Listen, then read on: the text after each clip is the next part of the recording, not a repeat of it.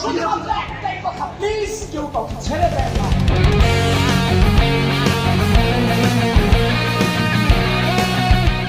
স্বৈরাচার পতনের পর বাংলাদেশ এগিয়ে চলছে গণতন্ত্রের পথে।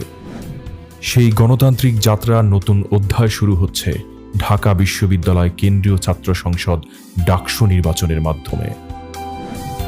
৯০-এর স্বৈরাচার বিরোধী আন্দোলনে নেতৃত্বের ইতিহাস গড়েছিল ছাত্রদল। ২৪-এর গণ অভ্যুত্থানেও ছাত্রদল ছিল অতন্ত্র প্রহরী হয়ে। তারই ধারাবাহিকতায় ডাকসু নির্বাচনেও ছাত্রদল উপস্থাপন করছে এই সময়ের যোগ্য, সংগ্রামী এবং মেধাবী একটি প্যানেল।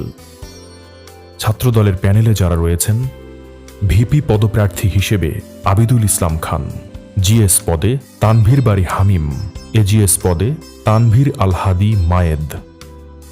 আবিদ, হামিম আর মায়েদ শুধু প্রার্থী নন, তারা তারুণ্যের সাহস, ত্যাগ আর প্রত্যয় ও নেতৃত্বের প্রতিচ্ছবি।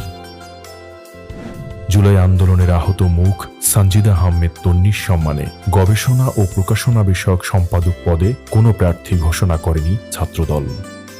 ডাকসুতে এবার বিজয়ী হবে গণতন্ত্র, জয় হবে তারুণ্যের।